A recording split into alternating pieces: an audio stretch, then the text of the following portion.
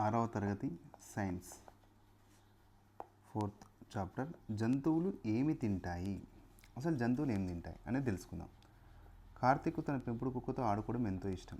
బంతి విసురుతూ బిస్కెట్లు వేస్తూ కొన్నిసార్లు చిన్న ఆకులు బొమ్మలు పైకి విసిరేస్తూ కుక్కతో ఆడుకుంటాడు. అది గమనించింది ఏమిటంటే తన కుక్క బిస్కెట్ గాల్లో ఉన్నప్పుడే వాసన చూసి వెంటనే ఎగిరి దాన్ని అందుకుంటుంది. అదే బంతి అయితే నోటితో పట్టుకుంటుంది కానీ తినదు. ఆకులను మాత్రం కేవలం వాసన చూసి వదిలేస్తుంది. కుక్కకు పాలు పెట్టినప్పుడు మాత్రం ముందుగా వాసన చూసి తర్వాత నాకుతూ పాలను చకచక తాగేస్తుంది. మొదటి అధ్యాయంలో మన ఆహారాన్ని గురించి మాట్లాడుకున్నాం. ఈ జీవ ప్రపంచంలో ఎన్నో రకాల జంతువులు ఉన్నాయి. వివిధ రకాల ఆహారాలను తింటాయి. మరి ఆహారం తీసుకోవడం, జంతువుల ఆహారం ఎట్లా తింటాయో చూద్దాం. మన పరిసరాలు ఎన్నో జంతువులు కనిపిస్తాయి. అవి సాధారణంగా ఏం తింటాయి, ఆహార సంపాదన కోసం ఏం చేస్తాయి, మీ స్నేహితులు చర్చించి ఒక జాబితా తయారు చేయండి. తొందరపడి జాబితాను పూర్తి చేయొద్దు. ప్రతిరోజు మీ చుట్టూ కనిపించే జంతువులను గమనించి జాబితాలో చేర్చండి. ఎక్కడికి వెళ్ళిన జంతువులను పరిశీలించడం మాత్రం మర్చిపోకండి. ఇది కుక్క. ఈ కుక్క ఏం చేస్తుందో చూద్దాం. 600 మిలియన్, ఒక 1 మిలియన్ ఈజ్ ఈక్వల్ టు 10 లక్షలు సంవత్సరాల పూర్వం ప్రికేంబ్రియన్ కాలంలో మొదటగా జంతువులు ఉద్భవించాయి. ఇది జంతువు పక్షి. అలాగే ఏం తింటాయి, తాగుతాయి. పిచ్చుక పురుగులను గింజలు. ఆహారం ఎలా చేస్తాయి, చూసి ముక్కుతో ఏది. కుక్క ఎముకలు రొట్టె వాసన చూడడం. అలాగే మిగతా జంతువులు కూడా. పెంగ్విన్, ఆస్ట్రిచ్, ఈము, రియా మొదలైన పక్షులకు రెక్కలు ఉంటాయి కానీ ఎగరలేవు. అంటే ఎగరలేని పక్షులు ఏంటంటే penguin, ostrich, emu, rhea. Penguin, ostrich, emu, rhea మొదలైన పక్షులకు రెక్కలు ఉంటాయి కానీ ఎగరలేవు. అంటే పెంగ్విన్, ఆస్ట్రిచ్, ఈము, రియా. జంతువులన్నీ వివిధ రకాల ఆహారంపై ఆధారపడి ఉండడం చూసాం కదా. ఇప్పుడు పైన చేసిన పని మరో విధంగా చేద్దాం. మొక్కలను మాత్రం తినేటివి, జంతువులను మాత్రం తినేటివి, రెండింటిని తినేటివి. మొక్కలు తినేటివి ఆవులు గేదెలు, జంతువులను తినేటివి నక్క, రెండింటిని తినేటివి మనుషులను. ఇక్కడ చూద్దాం. ఆహారం కోసం కేవలం మొక్కలపై ఆధారపడే జంతువులను ఏమంటామంటే శాకాహారులు. ఆహారం కోసం ఇతర జంతువులపై ఆధారపడే జంతువులను మాంసాహారులు అని. మొక్కలు జంతువులు రెండింటిని ఆహారంగా తీసుకునే జంతువులను ఉభయహారులు అంటాం. శాకాహారులు, మాంసాహారులు, ఉభయహారులు. ఒకవేళ ఉభయాహార జంతువులు కేవలం మొక్కల మీద ఆధారపడితే ప్రకృతి మీద ఎలాంటి ప్రభావం చూపుతుందో జట్లలో చర్చించండి. అంటే జంతువులు ఆహార సేకరణ తమ సొంత పద్ధతులు అనుసరిస్తాయని మనకు తెలుసు. ఆయా పద్ధతులను ఎలా పాటిస్తాయో తెలుసుకుందాం. ఆహారం కోసం అన్వేషణ. మన పరిసరాల్లో మొక్కలు జంతువులే ప్రధాన ఆహార వనరులు. మనలాగే జంతువులు కూడా ఆహారం కోసం ఈ వనరులపై ఆధారపడతాయి. ప్రతి జంతువు తన సొంత శైలిలో ఆహారం సేకరిస్తుంది. ఆహారాన్ని వెతికి సేకరించి పట్టుకొని లేదా వేటాడి తర్వాత నోటిలో తీసుకుంటుంది. ఆహారం దొరికే ప్రదేశాల జాడ కనుక్కోవడం. దాదాపు జంతువులన్నీ తరచుగా దొరికే ఆహారాన్ని తీసుకుంటాయి. దానికోసం ముందుగా ఆహారం దొరికే ప్రదేశాల జాడ కనుక్కోవాలి. ఇందుకోసం జంతువులు జ్ఞానేంద్రియాలను విస్తారంగా ఉపయోగిస్తాయి. వాసన, చూపు, వినడం, రుచి, స్పర్శ ఉపయోగిస్తాయి. కొన్ని జంతువులు ఆహార సేకరణలో ఒకటి కన్నా ఎక్కువ జ్ఞానేంద్రియాలపై ఆధారపడతాయి. ఇవి బాగా అభివృద్ధి చెందిన అవయవాలై ఉండవచ్చు. బాగా అర్థం చేసుకుని మరిన్ని ఉదాహరణ ప్రయత్నిద్దాం. కొన్ని రకాల కోతులు మాంసాహారుల వలె ఇతర జంతువులను కూడా తింటాయంట. చూద్దాం. జంతువులు ఆహార సేకరణలో కొన్ని జ్ఞానేంద్రియాలను ఇతర అవయవాల కంటే బాగా ఉపయోగిస్తాయి. మనం ఆల్రెడీ చూస్తాం. కుక్కలు వాసనతో, రాబందులు దృష్టితో, గబ్బిలాలు వినికిడి మీద ఎక్కువ ఆధారపడితే కొన్ని సరీసృపాలు రుచి చూసి ఆహారాన్ని సేకరిస్తాయి. కుక్కలు వాసన, రాబందులు దృష్టి, గబ్బిలాలు వినికిడి మీద ఎక్కువ ఆధారపడితే కొన్ని సరీసృపాలు రుచి కోసం ఆహారాన్ని గుర్తిస్తాయి. మీరెప్పుడైనా కొలను దగ్గర వెళ్ళినప్పుడు నీటిపైన ఈదే కీటకాల పాండ్ స్కేటర్స్ను గమనించండి. నీటిలో కీటకం పడినప్పుడు దాన్ని పట్టుకోవడానికి అవి కొలనులో ఒక చివరి నుండి మరో చివరికి ఎంత వేగంగా నీటిపైనే వెళ్తాయో గమనించండి. పాండ్ స్కేటర్స్ ఇతర కీటకాలను తినే ఒక నీటి కీటకం. అది పాండ్ స్కేటర్స్ ఏంటంటే ఇతర కీటకాలను తినే ఒక నీటి కీటకం. నీటి ఉపరితలంపై పడ్డ కీటకాల వల్ల ఏర్పడే అలలను గుర్తిస్తాయి. అవతల ఒడ్డులో ఏర్పడిన అలజడిని పోల్చి దూరాన్ని లెక్కించిన తర్వాత కీటకాన్ని పట్టుకోవడానికి కదిలిపోతుంది. ఇక్కడ చూడండి. ఇలాంటి ఆహార సేకరణ ఇవి నీటిపైన తేలేటి ఇవి వెంటనే కీటకాలను, నీటిపైన ఉన్నటువంటి కీటకాలను వెంటనే తినేస్తాయి. ఆహారాన్ని వెతకడం ఒక ఎత్తు అయితే దాన్ని సేకరించడం, పట్టుకోవడం మరో ఎత్తు. ఇందుకోసం జంతువులకు కొన్ని ప్రత్యేక శరీర భాగాలు ఉంటాయి. ఉదాహరణకు నోటి భాగాలు, చేతులు, కాళ్ళను ఆహార సేకరణలో సమర్థవంతంగా ఉపయోగపడతాయి. ఇక్కడ చూడండి, ఆవు నోటితోని, ఇక్కడ ఇది మన బటర్ఫ్లై మంచిగా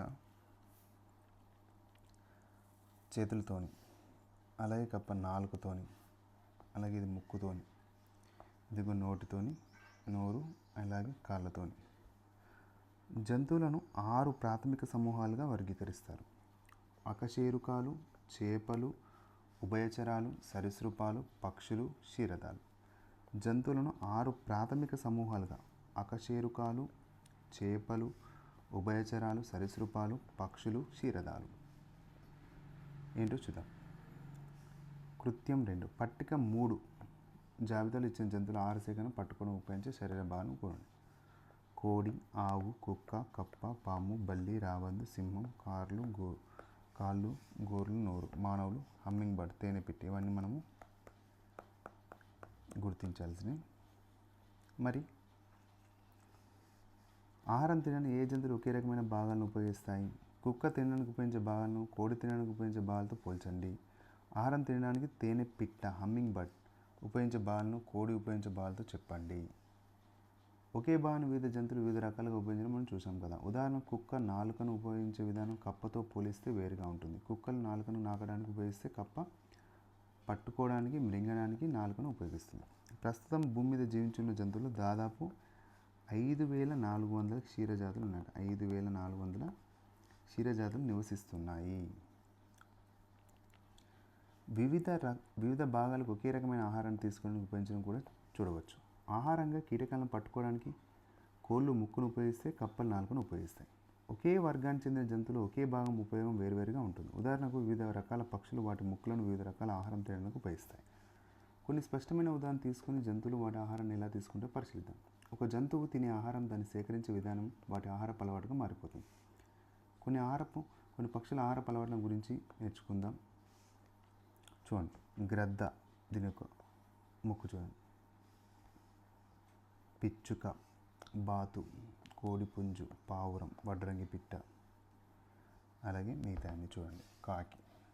స్పంజికలు అనే జంతువులలో చలనం ఉండదు. జీవితంలో ఎక్కువ కాలం ఒకే ప్రదేశంలో స్థిరంగా ఉంటాయి. వీటిని ఏమంటాం? స్పంజికలు అనే జంతువు, అది జంతువులలో చలనం అనేది ఉండదు. జీవితంలో ఎక్కువ కాలం ఒక ప్రదేశంలో స్థిరంగా ఉంటాయి. ముక్కుతో ఏరడం. ఆహారం కోసం కోళ్ళు, కాకులు మన పరిసరాల్లో వెతకడం మనం చూస్తూనే ఉంటాం. కోడి, కాకి తీసుకునే ఆహారంలోనూ విధానంలోనూ ఏమైనా పోలికలు, తేడాలు ఉన్నాయా? ముక్కును ఉపయోగించేటి ఏంది? కోళ్ళు కాళ్ళతో నేలను చెరిగి పురుగులను తింటాయి. కాకులు కూడా అలా చేయవు. వడ్రంగి పిట్ట బలమైన పొడవాటి ముక్కు ఉంటుంది. దీని సాయంతో చెట్ల బెరడులను తొలగించి ఏం చేస్తుందంటే అది వాటి కింద ఉండే చీమలను, చెదపురుగులను తింటుంది. ఏది మనకు? వడ్రంగి పిట్ట.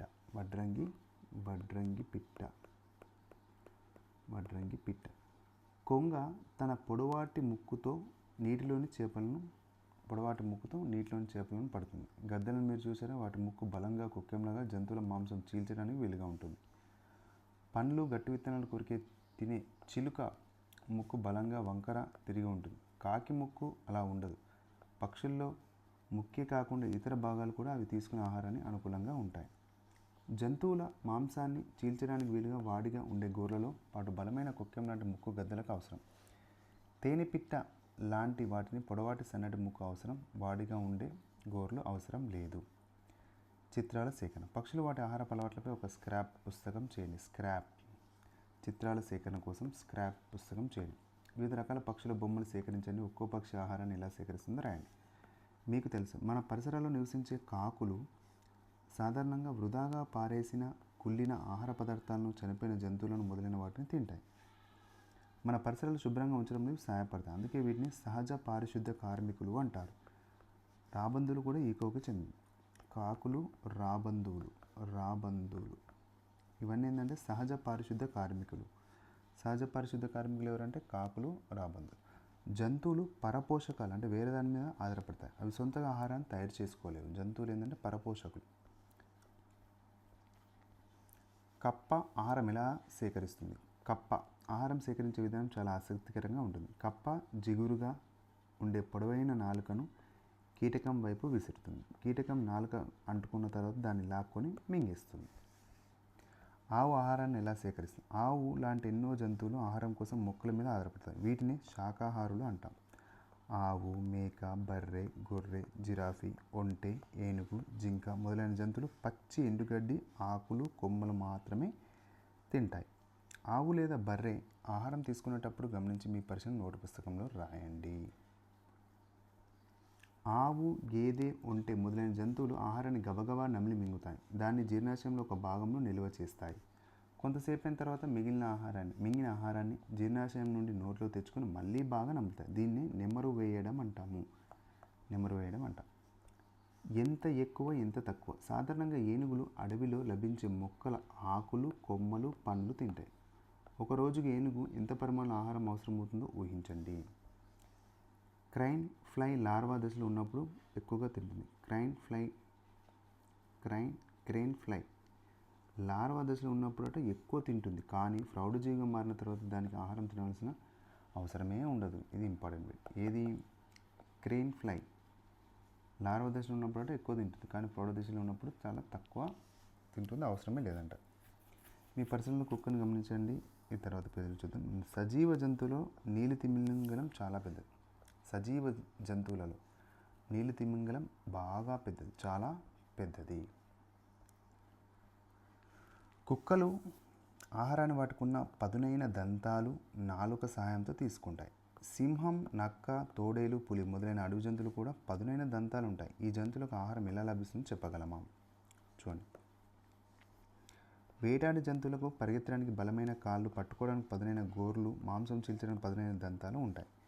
కుందేళ్లకు, ఉడతలకు కూడా పండ్లు ఉంటాయి. వీటి సాయంతో గింజలు, దుంపలు, ఆకులు మొదలైన వాటిని కొరికి తింటాయి కుందేళ్ళు, ఉడతలు. కుక్క లేదా పిల్లికి నోట్లో పదునైన దంతాలు ఉండడం మనం చూడవచ్చు.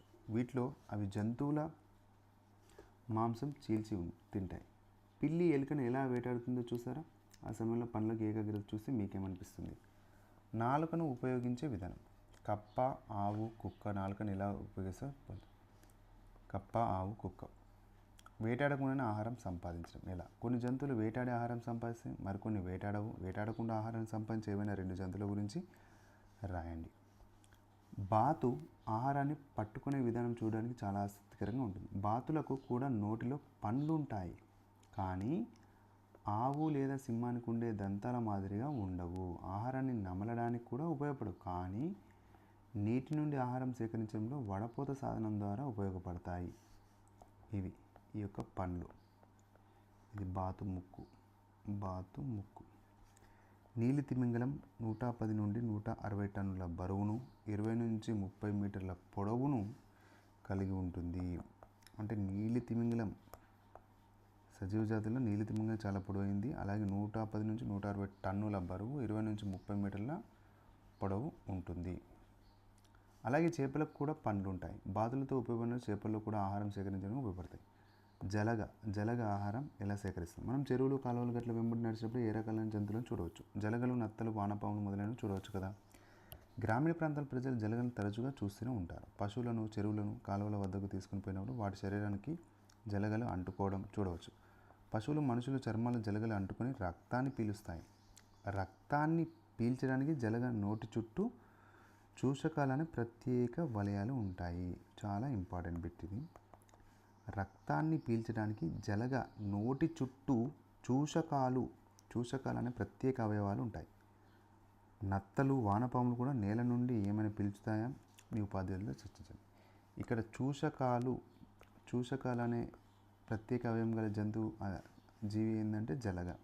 ఇది ఏం చేస్తుందంటే రక్తాన్ని పీలుస్తుంది. జలగ నోటి చుట్టూ ఉండేటి చూషకాలు. ఆహార సేకరణ పద్ధతులు. మీ పరిసరాల్లో దిగువన పరిశీలించండి. కనీసం వారం రోజుల పాటు వాటి ఆహారం సేకరించే విధానం. గోడ మీద బల్లి, గూడులో సాలెపురుగు, తోటలో కోడిపెట్ట, పువ్వు మీద వల్ల సీతాకోక చిలుక. మీకు తెలుసా కొన్ని జంతువులు రాత్రి వేళలో ఆహార సేకరణ చేస్తాయి? బొద్దింకలు, ఎడారి బల్లులు, ఎలుకలు, గుడ్లగూపలు, గబ్బిలాలు, మాత్ రెక్కల పురుగులు, మిడతలు మొదలైన జంతువులు రాత్రి వేళలోనే ఆహారం సేకరిస్తాయి. పగటి వేళ చీకటి ప్రదేశాలు దాక్కుంటాయి. ఇలాంటి జంతువులను నిశాచరులు అంటారు.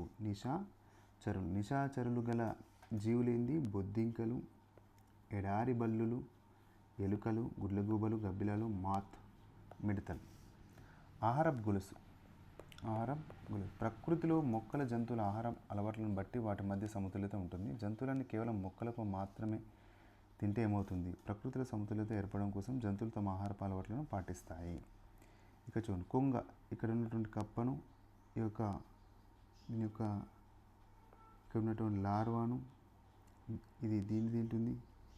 ఈ లార్వాను కొలంలో గుడ్లు, లార్వాలను చేపలు, కప్పలు తింటాయి. చేపలు, కప్పలు కొంగకు ఆహారం అవుతాయి. కొంగ ఏవి తింటాయి? అలా చూడండి. 150 మిలియన్ సంవత్సరాల పూర్వం మిసోజోయిక్ యుగంలో సరీసృపాల నుంచి పక్షులు ఉద్భవించాయట.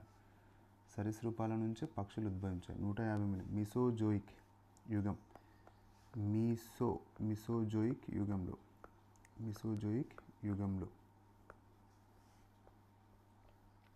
ఆహారం గొలుసు ఎలా ఉంది? ధాన్యపు గింజతో మొదలుపెట్టి పిల్లితో అంతమైన ఆహారపు గొలుసు గీయడానికి ప్రయత్నించండి. చూడండి, ఆహారపు గొలుసు ఎప్పుడు ఒక సరళ రేఖలో ఉండవలసిన అవసరం లేదు. అనేక ఆహారపు గొలుసులు ఒకదానితో ఒకటి సంబంధం ఉండి శాఖోపశాఖలుగా చీలి ఆహారజాలకంగా ఏర్పడతాయి. మన చుట్టూ రకరకాల జంతువులు నివసిస్తాయి. ఏం తింటాయి? ఎలుక, పిల్లి, సింహం. ఎలుక ఏం చేస్తుందంటే మాంసం తింటుంది. పురుగులు, గడ్డి. జింక గడ్డి తింటుంది. నక్క మాంసం తింటుంది. కుక్క పిల్లిని తింటే పిల్లి ఎలుకని తింటుంది. అలాగే జింకను సింహం తింటుంది. జింకను పులి తింటుంది. అలాగే కోడి పురుగులను తింటుంది. మానవులు తోడేలు, ఇవన్నీ ఏమేమి తింటే చూద్దాం. ఆహారపు గొలుసులతో ఆహార జాలకం ఏర్పడుతుందన్నమాట. ఇందులో ఆహారం కోసం జంతువులు ఒకటి కంటే ఎక్కువ రకాల ఆహార వనరులపై ఆధారపడతాయి. మీరు ఏ వర్గానికి చెందుతారో ఊహించండి. మనం పంటలను కాపాడుకోవడానికి అనేక రకాలైన పురుగు మందులను, కీటక నాశనాలను ఉపయోగిస్తాం. విషపూరితమైన కీటకాలను తినడం వల్ల ప్రతి సంవత్సరం కప్పలు విపరీతంగా చనిపోతున్నాయి. ఒకవేళ కప్పలను చనిపోతే ఆహారపు గొలుసు ఏమవుతుందో చూడండి. జంతువుల సమూహాల ఆహారం. ఎన్నో రకాల జంతువులు గుంపులుగా నివసిస్తాయి. పెద్ద ఏనుగుల నుండి చిన్న చీమల వరకు ఎన్నో రకాల జంతువులు గుంపులుగా నివసిస్తాయి. చీమల అద్భుత ప్రపంచం. చీమలు ఎన్నో పనులు చేస్తాయి. పనులను చేయడానికి దండులో ఎన్నో చీమల రకాలు ఉంటాయి. వాటిలో ముఖ్యంగా పనులు చేసే కూలి చీమలు, రక్షణ చర్యలు చేపట్టే సైనిక చీమలు, ఆడ చీమలు, మగ చీమలు ఉంటాయి. పనులు చేసే కూలి చీమలు, రక్షణ చర్యలు చేపట్టే సైనిక చీమలు, ఆడ మగ చీమలు ఉంటాయి. కూలి చీమలు అనేక పనులతో పాటు గుంపులోని ఇతర చీమల కొరకు ఆహార సేకరణ, ఆహార నిల్వల బాధ్యతను నిర్వహిస్తాయి. మనం ఆవులను పాల కోసం పెంచినట్లు చీమలు హనీడ్యూ అనే పదార్థం కోసం ఎపిడ్స్ అనే ఒక రకమైన కీటకాలను పెంచుతాయి. Very very very important bit. మనం ఆవులను పాల కోసం పెంచినట్లు చీమలు హనీడ్యూ అనే పదార్థం కోసం ఎపిడ్స్ అనే ఒక రకమైన కీటకాన్ని పెంచుతాయి. కీటకం. ఎడారి జంతువులు చాలా వరకు నిశాచరులు అంటే నైట్ వేళనే అవి రాత్రి వేళన ఆహారం సేకరిస్తాయి. పగటి వేడి నుంచి తప్పించుకోవడానికి బొరియల్లో నివసిస్తాయి. ఎడారి జంతువులు చాలా వరకు నిశాచరులు పగటి వేడి నుంచి తప్పించుకోవడానికి బొరియల్లో నివసిస్తాయి. చీమలు హనీడ్యూ అనే పదార్థం కోసం ఎపిడ్స్ అనే ఒక రకమైన కీటకాన్ని పెంచుతాయి. చూడండి, చీమలు కూడా మనలా మంచి రైతులు కూడా. చీమలు ఒక రకమైన శీలింద్రాన్ని ఆహారంగా తీసుకుంటాయి. ఇది వెరీ వెరీ ఇంపార్టెంట్ బిట్. చీమలు ఒక రకమైన శీలింద్రాన్ని ఆహారంగా తీసుకుంటాయి. దీనికోసం ఆకులను చిన్న చిన్న ముక్కలుగా కత్తిరించి ఒక పన్పోల తయారు చేసి అందులో ఉన్న శీలింద్రాన్ని పెంచుతాయి. చీమల నుండి మనం ఏమేమి రాసుకోవచ్చో డైరీ రాసుకోండి. కీలక పదాలు మనం ఏం నేర్చుకున్నాం. మన పరిసరాలు నివసించే జంతువులు రకరకాల ఆహార అలవాట్లు ఉంటాయి. ఆహారం తీసుకునే విధానం ఆహారం కోసం పీల్చడం, నాకడం, ఏరడం, నమలడం, మింగడం మొదలైన మార్గాల ద్వారా జంతువులు ఆహారాన్ని తీసుకుంటారు. పక్షులు తీసుకునే ఆహారాన్ని బట్టి పక్షుల ముక్కులో వైవిధ్యం కనిపిస్తుంది. జంతువులను తినే అడవి జంతువులకు పదునైన దంతాలు ఉంటాయి. బలమైన కాళ్ళు, పదునైన గోళ్ళు ఉంటాయి. తీసుకునే ఆహారాన్ని బట్టి జంతువులను 3 రకాలు విభజించవచ్చు. శాకాహారులు, మాంసాహారులు, ఉభయహారులు. ఆహార అలవాట్లను బట్టి జంతువుల మధ్య గల సంబంధమే ఆహారం గొలుసు. ఆహారం గొలుసు ప్రకృతిలోని జీవుల పరస్పర ఆధారాన్ని జీవ వైవిధ్యాన్ని తెలుపుతుంది. చిరుత పులి పిల్లి కుటుంబానికి చెందింది. ఇది చిరుత పులి పిల్లి కుటుంబానికి చెందింది. 12 నుంచి 15 సంవత్సరాల పాటు జీవిస్తుంది. 12 నుంచి చిరుత పులి 12 నుంచి 17 సంవత్సరాలు జీవిస్తుంది. Thank you.